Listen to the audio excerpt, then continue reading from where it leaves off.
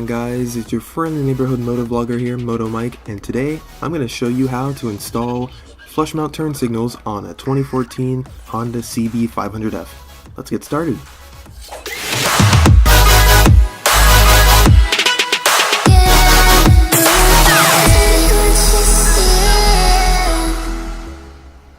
Now before you guys go ahead and get started with this installation, you want to make sure that you've read your owner's manual for your specific motorcycle before you go ahead and do any sort of electrical work.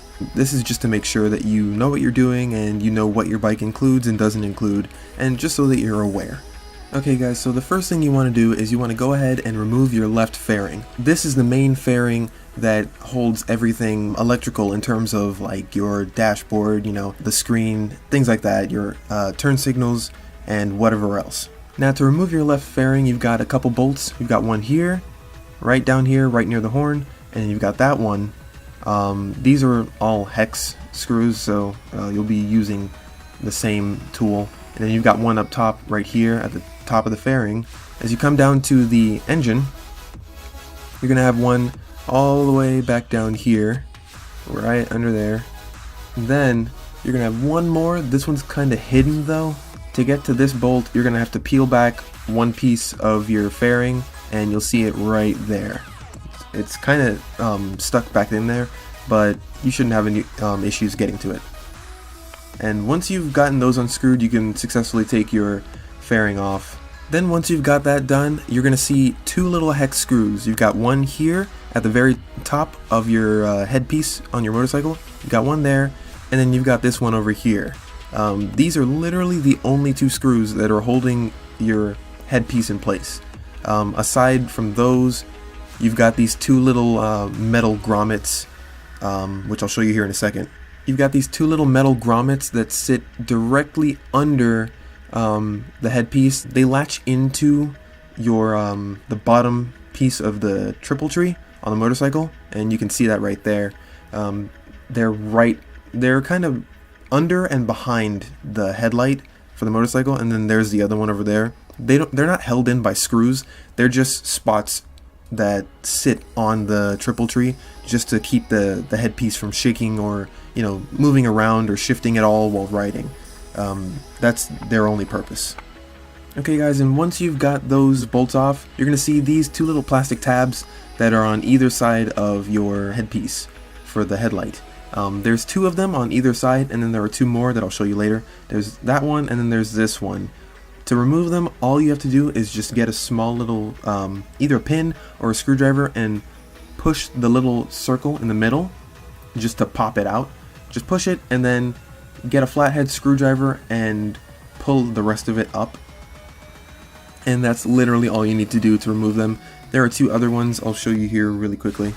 And these are the other two push tabs I was talking about. I'm not sure if you can really see that very well, but they're right there. That's just to hold in the black plastic that you're looking at that sits around your screen. Take a flathead screwdriver and slowly start to pry up the black plastic on your headlight, and it should pop up no problem. Be careful though, because you might end up snapping at least one or two of the latches, simply because those are, you know, they're really finicky, and they're kind of they're not cheap, but they're weak. So if you apply too much force in either direction, they could end up snapping. So just be careful of that. And one other thing I wanted to mention, for your turn signals, you're gonna see some green and blue wires and also some green and orange wires.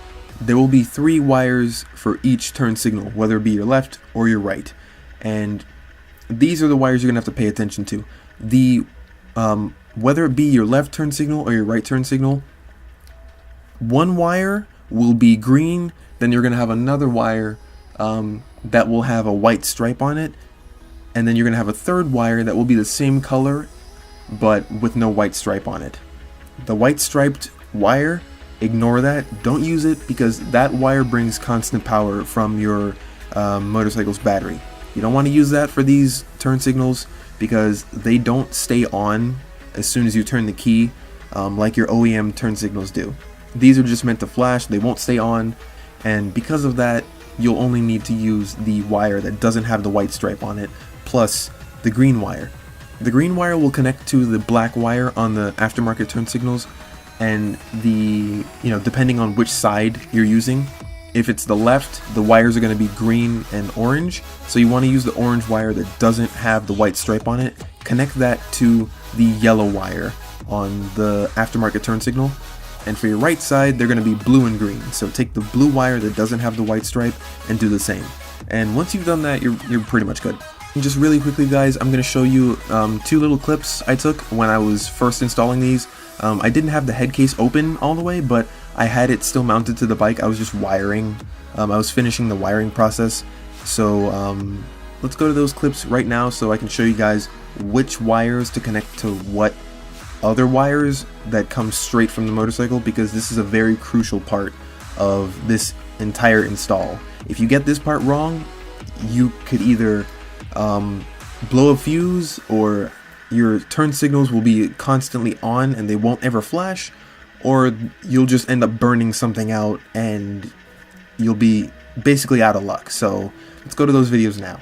So basically, for those of you that have a Honda CB500F, when you're using specifically these flush mount turn signals, you're gonna get 2 wires like these from the turn signals themselves. The yellow is the power and the black is your negative. So yellow being positive, black being negative. But if you come here to the bike's actual wiring, you're gonna have the orange with the white stripe on it. That's your constant power. Then you're gonna have another orange wire without a white stripe. And then you're gonna have your green over here. Basically what you wanna do is you wanna take the yellow wire and connect it not to this one here, the one with the white stripe.